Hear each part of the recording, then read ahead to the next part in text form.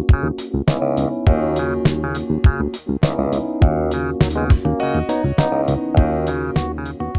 dear friend, good morning.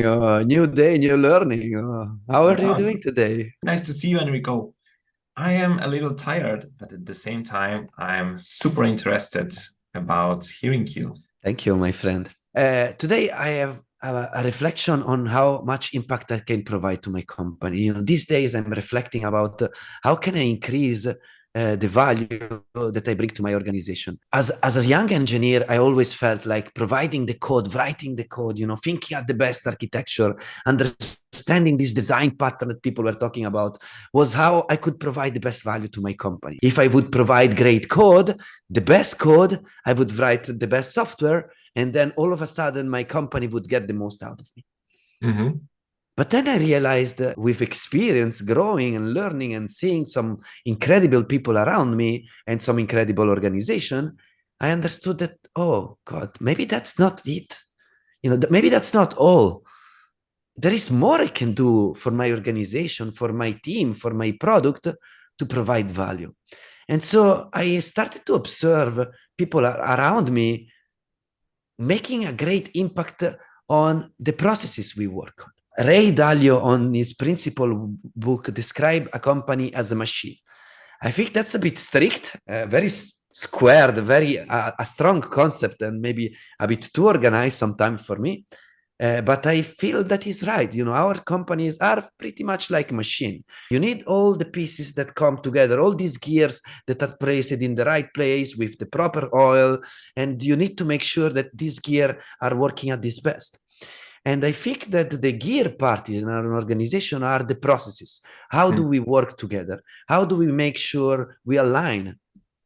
And sometimes as engineer, we think that we cannot have big impact there. I am subject to what my organization is doing, and then I will need to fit there. And I think that's okay. It's important to fit in the organization. It's important to learn from the organization first. But it's as much as important as an individual and then as teams to chat about it. That's why retrospective are such a great tool, Mhm. because they allow a team to identify what are actually the issue we are experiencing. And we can do that as a team, and we can do that as individual. And I think identifying is just the first step. And the tool I learned to use and that today I want to share is the tool of initiative, of taking the courage to look at something and say, I feel this can be done better. And experiments are the result of using initiative to try to move our company forward. So I would invite you and me to think about how we can propose new initiative to our company to drive them forward.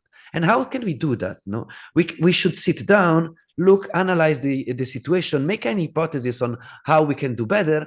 Maybe if we want to really understand if our initiative is successful, we need to find some way to measure the impact of this, Mhm.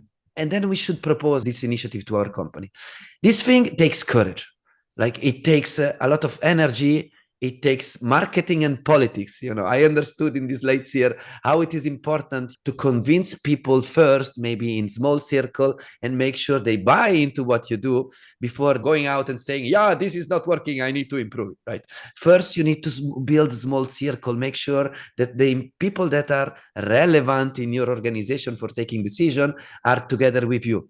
And when you got all these together, you can start to paint a new way of doing things. Make short iteration, work in small chunks. Don't make a huge change to how you work or how your company work, because that will most likely fail.